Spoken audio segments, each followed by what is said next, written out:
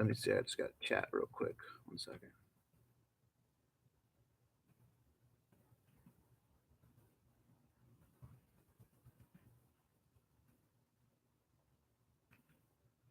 And did you guys hear anything I said? I can tell the story again.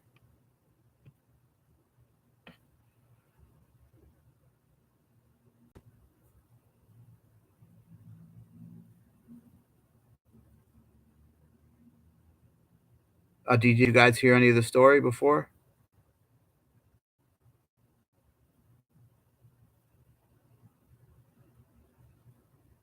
I'll just recap. Anyway, had a cat from 2001. She passed away 2013. I'd always been into knives, been in and out of knives. So I started getting into knives more, especially sharpening, because I'd always been into sharpening. And I read John Jurnich's book about sharpening. So so I started doing that. I got on the Cliff Stamp's forum. Cliff Stamp had been talking about uh,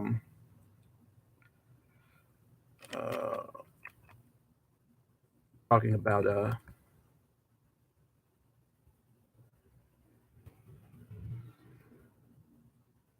Cliff Stamp had been talking about Joe Carlton's knives and how he ran coarse edges and Smith 325s.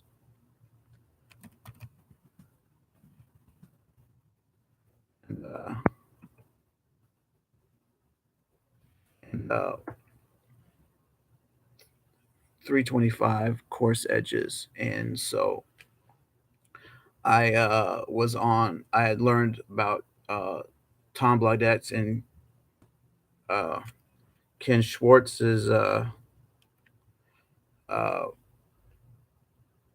forum.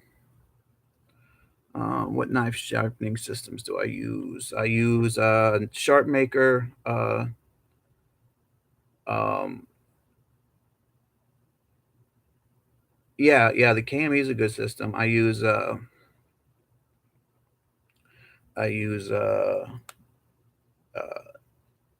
Gatco EdgeMate. I use the uh,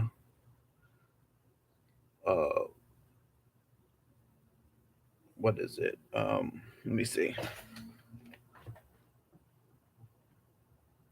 Let's see. I use the DMT aligner, Magna Guide aligner, Lansky Turnbox, and my sister bought me a knockoff Edge Pro for my birthday.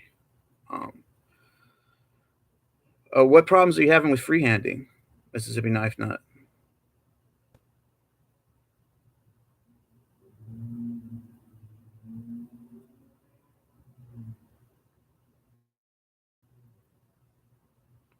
Um, so so I got on the forum and I was experimenting with I was experimenting with coarse edges, and there was a thing about coarse edges. You can only slice with those, and polished edges are only good for push cutting and shaving, and uh, and that's just not that wasn't true. It wasn't true at the time, but that was the common stuff going around on the forum. This is around 2014, and um, so I had made a on the knife sharpeners forum. Tom Blaudette's and Ken Schwartz, they were in business together. They broke up, and there's some bad blood. But I like both. Both are cool guys to me.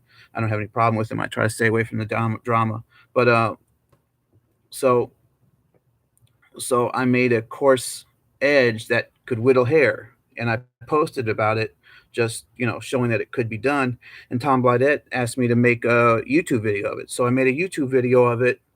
And that was my first YouTube video, 10 seconds. I resigned myself to not making YouTube videos just because of how everything was. YouTube was what the knife world wasn't exactly as developed as it is now. Stuff has gone a long way in the knife community on YouTube, the knife tube YouTube community, whole bunch of stuff. This is before Adpocalypse in 2016, before the Donald Trump, Hillary Clinton madness before internet censorship, all this stuff. You could just basically do what you wanted. It was pretty awesome. So I wish stuff was like that now without all this. I mean, I follow politics. I'm a political junkie, but I don't all the division, all that stuff. Every person has a right to their political opinion, and I'll leave it at that. And censorship sucks. Freedom of speech, individual liberty. Okay, we'll work on that, guys. We haven't perfected that. We don't need to be trying to do any other stuff, if you ask me. So, so I made the YouTube video, um, and then I kind of just had a knife that uh, Kyle Beddleton made for me. It was my second custom blade. First was Alexander Note. You should check him out. He's a talented uh, uh, knife maker from Brussels or the Netherlands. I can't remember. Sorry about that, Alexander. But and he's a good knife maker. He sent me a neck knife. I like little neck knives like. So Kyle sent me a knife to try out, and I liked it so much I bought it. And it's an ABL 64 HRC. And yeah, no, it's exactly. It's like a little knife, exactly like a little minimalist from Cricket CRKT. Yeah, exactly like something like that. Exactly. Um, so so I did a video for that, and that's basically how everything started for my video. Yeah, no, little neck knives are awesome. Little neck knives are awesome. Yeah, the steel, you can take like Cliff Stamp showed this. You can take a steel that doesn't have an ideal heat treat and is one of the lowest HRC, yeah, 5 CR, exactly, 5 CR. That's basically 420 HC, right? You hear Buck using that all the time, saying it's a Tom Boss heat treat and stuff, and it's so good. 420 HC is an awesome blade. Most of your kitchen knives are 420 HC. Swiss Army knives are around 420 HC. They may not be exactly, but the makeup is close enough. And so you can get a good blade doing. Hey, how's it going? Crickle Misty. That's funny. How you doing? But yeah, you should be able to get a decent edge on 425 CR is just 420 Chinese version of it. It's a good steel. I'd take 420 any day. The what you want is the geometry. You want to get the knife thin enough. If you want performance, if you want durability, you can't have performance and durability. It's an issue. They just don't. They're two things that don't meet. It's like you can have speed or being able to go over potholes with cars. It's a similar thing. You can't do both. Same thing with like firearms. You can have stopping power or low recoil. You can't have you know both. You can't have like stopping power of a rifle in the low recoil of a handgun. So hi James. Hi Mississippi Knife Nut. Hi Christy Michael. Hi BP69.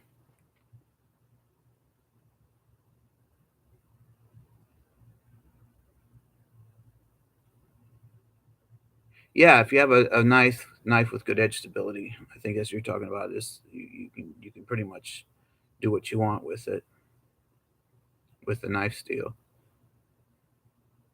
Because the geometry is what cuts.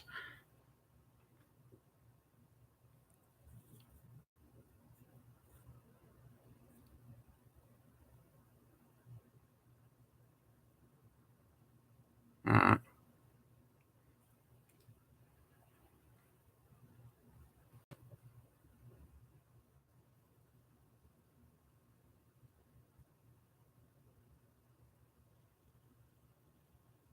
yeah, I actually didn't mean to go live. I was just making a video and people hopped on the feed, which is cool. No got a problem. It's awesome. It's nice to have people looking at my videos, people to chat to. I've never done this before. This is my first video doing it like this.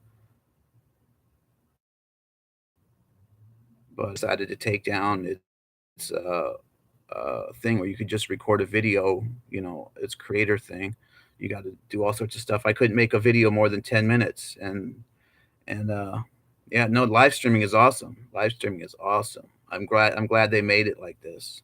It's an awesome feature. It's one of the things YouTube's gotten right in the last couple of years.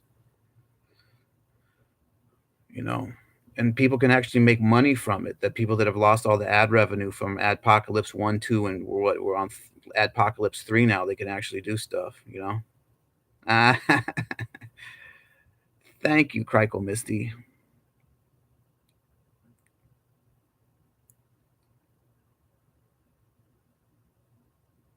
Yeah, my channel's small too. Mississippi Knife Nut. So I don't even know if you can call it a channel. It's not even enough to be monetized. Just a place where I make videos. Because that's the other thing I wanted to say. Because I just started making YouTube videos. I started making them for yeah, I'll follow you on Instagram. Let me get my phone.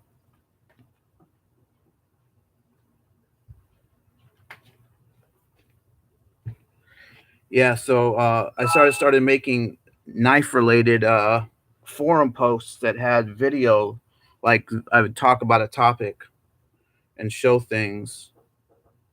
Come in. I would talk about a topic and show things on the forum and start YouTube posts there on Cliff's forum.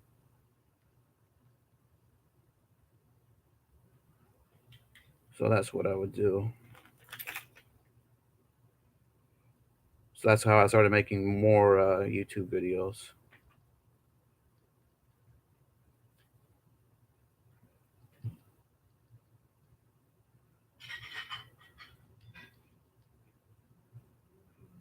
And starting off threads from there, Mississippi Nice Nut. Gotcha. Okay, I got you followed. Cool. Anybody else on Instagram? Extreme Levels. Yeah, last thing I want to be is famous. I don't want to be famous. Crickle Misty. You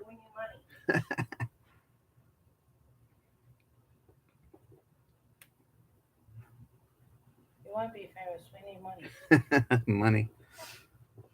That's the last thing I need either is money. Money and fame. Live streaming. I accidentally live stream my video I was making. I was trying to. Tell him I said we need to be rich, so get your name out there. My fiance says we need to be rich, so get his name out there. Jason Daniel Stone, you hear to hear first. But yeah, so I started making forum posts, and that's basically it. Nothing big about it. And then somebody had said from another forum, Steve Griner had said that he wanted to see how I sharpened, and I had a sharpening customer, and I was supposed to give him a sharpening lesson, but he got busy with work, so I decided to make him some videos, and I made him those 3 videos that I made. So that's how come I made those 3 videos on sharpening. Because I really don't like to review knives. I didn't even want to make a sharpening video, but I thought it was fair that because I couldn't do the sharpening lesson for him, I do a sharpening video. So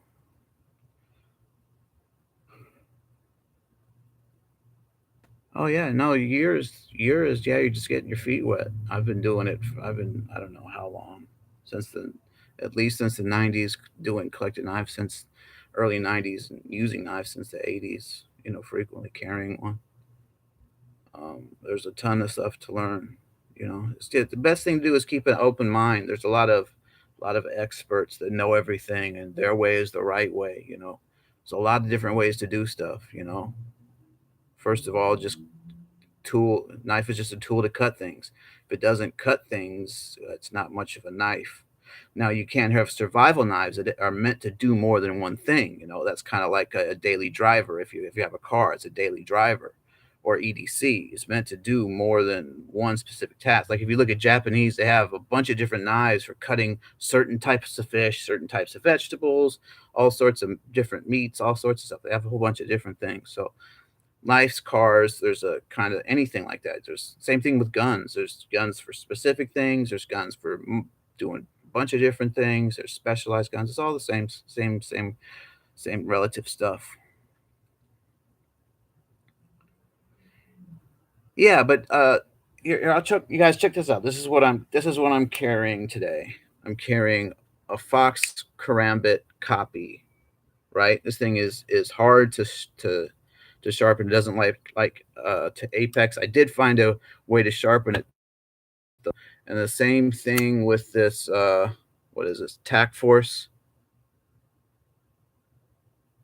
Milano. It's this little stiletto thing. This is what I'm eating seeing to see how much we can get uh, out of a cheap knife. No, Crikel Misty. It's a good point. Sharpness is not cutting ability. Like if you look at one of my videos I just made, I took the herder that Roman Landis sent me and I dulled it on the back of a knife, and that edge was gone and it went straight through the potato. I had to push it a little more, but you can still cut with it, you know. I mean, but so I'm seeing how low because me and my fiance walked into this little garage saley swap meet type place up the street, and I grabbed this knife. I saw it there, asked how much it was, said 50 cents, and my fiance beat the paying for it before I could dig out 50 cents. So she got me this knife, 50 cents. You know, there's only a $10 knife in the first place, but it's, you know, 50 cents is nice for one. I've always wanted just one of these cheap, you know, knives to beat upon and stuff. Exactly, exactly, Mr. Mississippi Night Nut, all about grind geometry and edge geometry too. Edge finish goes um, edge grind geometry, then edge finish. You know what grit you finish at, and depending on what you're cutting, you know.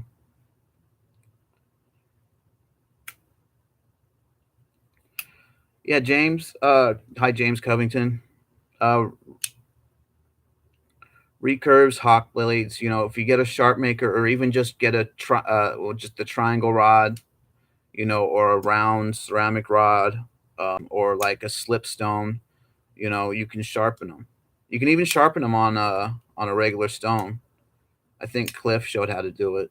But there's a couple of videos you can do it on a regular stone. You know, it's just a little bit more difficult. Not sharpening for pleasure. You know, sharpening for purpose. But you can do it.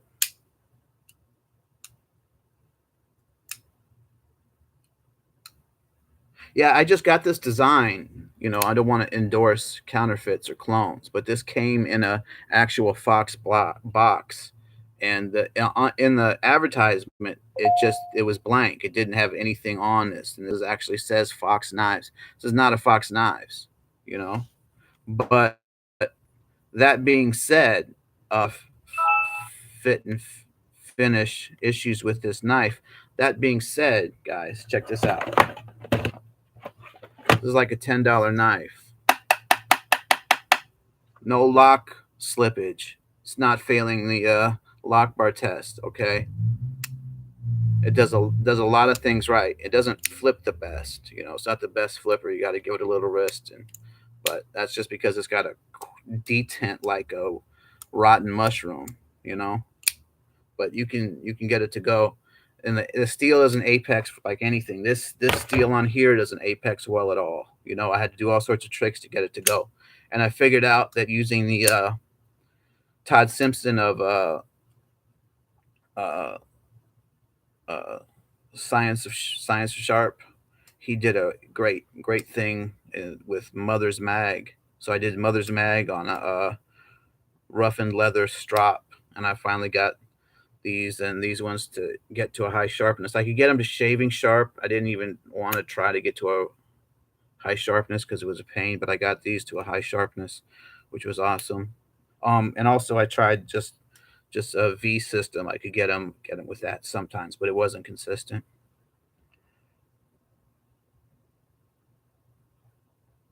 Yeah, Crikel Missy, that was the next video I was going to watch. I saw the history of the CRK fossil on your channel. I was going to watch that. Yeah, recurves, they were real. The recurves were real popular, and so were karambits in the late '90s, early 2000s.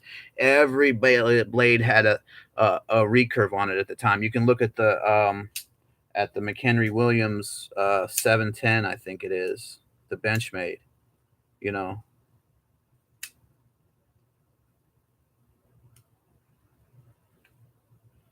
well, serrations have their place. If you want a knife that'll cut forever, but is you can be a pain to sharpen. Again, sharp maker or a ceramic rod or something or a slipstone take care of that. But once you learn how to sharpen them, they're really sharp serrations are not that much of a hassle. It's like sharpening anything else. In fact, they can be.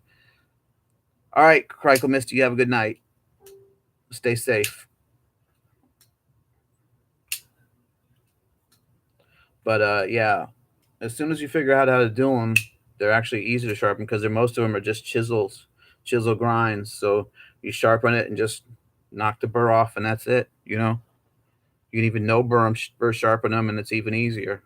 You know, no burr sharpening is awesome. Also, burr sharpening, no burr sharpening, whatever you want to do.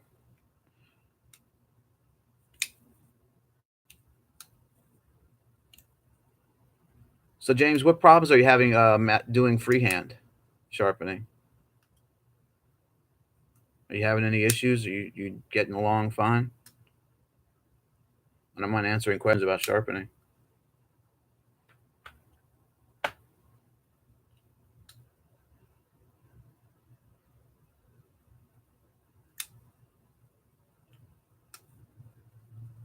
Oh yeah, so things. Sal Glesser, a couple people came out with it. I read it in a book, a sharpening book.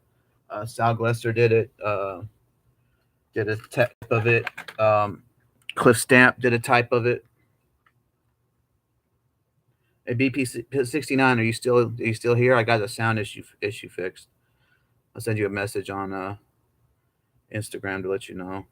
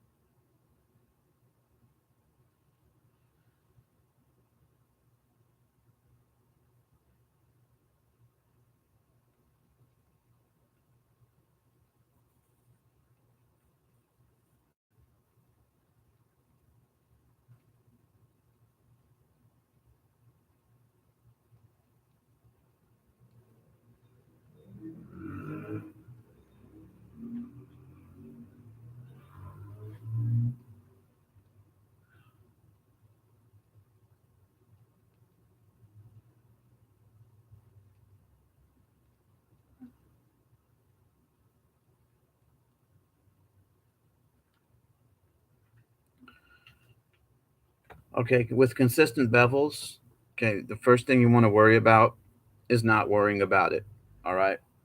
If you can hold a coffee cup, okay, this is what Joel Cotton says.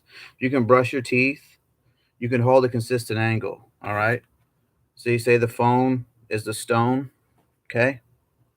Like literally just choose an angle, stick to it, okay? Just lock your wrist, lock it at the wrist and the shoulder. Don't don't lock your elbow, okay? Because it's just gonna swing like this, and you just want to kind of move at the shoulder, move at the shoulder. I don't know if you can see this, but let me show you a knife. Um,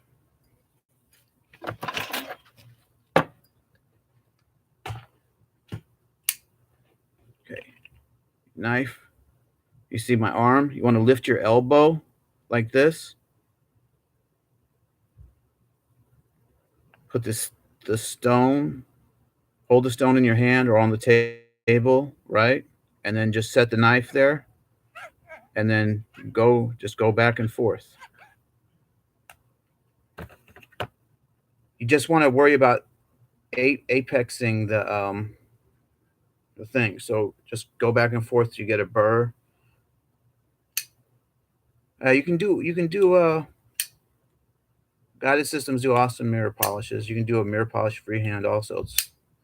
You have to do more stone progressions, but um,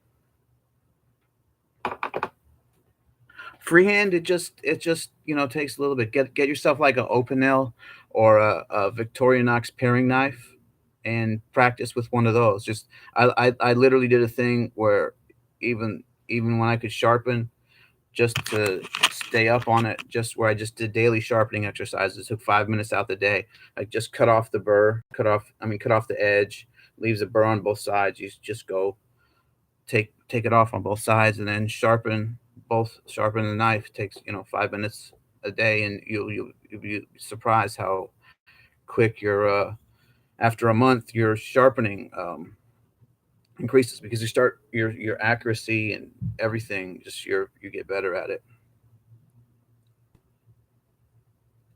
Yeah, James, having them look good takes takes a little bit of time, and it's a different process than just getting it sharp. Just the same thing with straight razor sharpening, how sharp and smooth, sharp and pretty is a whole other thing too. When I met Michael at the Blade West show in Portland, where I live. Um, Met him, I saw his edges, and all his edges were beautiful. They were sharp and beautiful. And I just like, because I used to do mirror edges and make my things all pretty. And then I was like, you know, I don't really, it's not that big of a thing. Nobody ever sees my knives. So I just sharpen them myself and just sharpen them to be sharp. And I was happy. And um, then every once in a while, well, and if I'm doing somebody else's knife, that's a whole different story. Some people want pretty, some people want sharp, some people want sharp and pretty, you know. So, but yeah, start out with sharp and then work up to pretty. It's basic. All it is basically is your angle accuracy, and then your grit jumps. Like the easiest way to get cheap grit jumps is to get some silicon carbide wet dry paper and do it every couple hundred things. Start out with like 120 or 220 or 240 or whatever it is, then get 600, then get 800, then do 1,000, 1,200, 1,500, 2,000, 2,500 if you can find it, and then strop on just any green rouge compound you can get at the hardware store. um, and you'll get shiny, then you'll get sharp and shiny. And then just work on getting the angle consistency accurate stuff done, and you'll be good. Oh yeah, there's nothing wrong with KMEs are awesome. Fixed systems are awesome. Mirror and sharp on a KME. The thing is that the skills transfer for sharpening. The stuff you learn on a KME will help you freehand, and the stuff you learn from freehanding will help you on a KME. I'll give you an example. With a KME, right? Learning how to to remove your scratch pattern and finish finish that grit before you go on to the next one, and then going up to grit progressions can help you with freehand. You know what I mean? And then in freehanding, how it can help you with your KME is with freehanding, with learning how to shape the apex and deburr and get a clean apex. You can take that and transfer it to the KME, because that's where the fixed systems are their weakest at. So it's good to learn both ways. Plus, if you're not around your sharpening system, so you don't lug it everywhere with you know, you can always sharpen on something.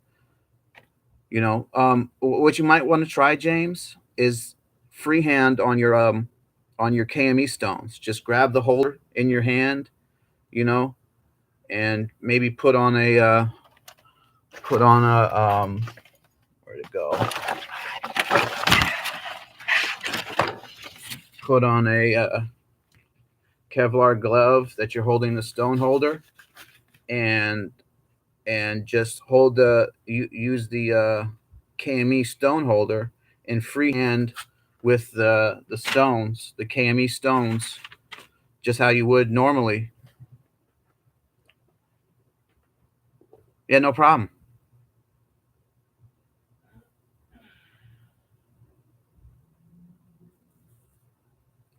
Yeah, so that's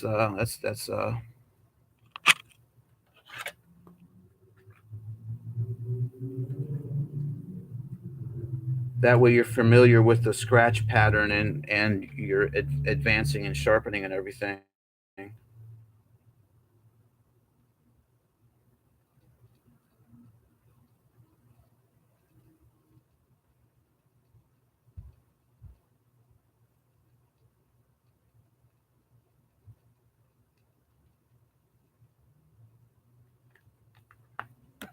Yeah, yeah, give it a shot.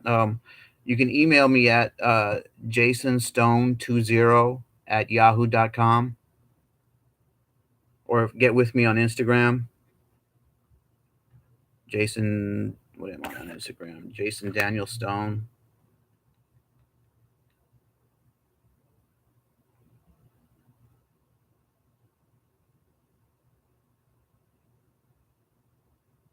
Jason Stone 20. Uh, Yehoshua Jason D Stone is my name on there. So James, send me a thing. Like I can, if you want, just see how you do, and if you have any questions, send me a message.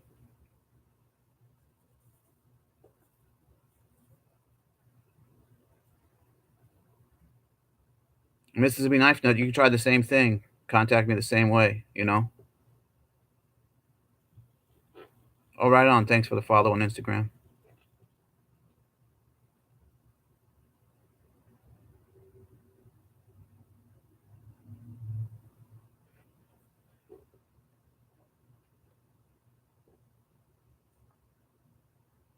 Yeah, but anytime you guys send me a direct message, personal message, or whatever on Instagram if you guys have any questions or you want to share something you found out, because I'm still learning like everybody else. I learn new sharpening stuff every day, and I'm definitely not an expert at anything.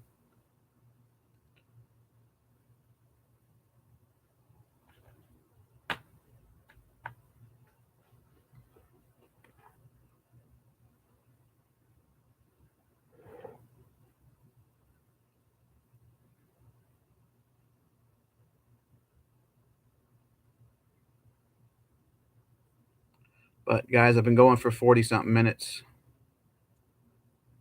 All right, take it easy, James. I'm about to hop off here also. I've been going for about 40 something minutes. All right, guys.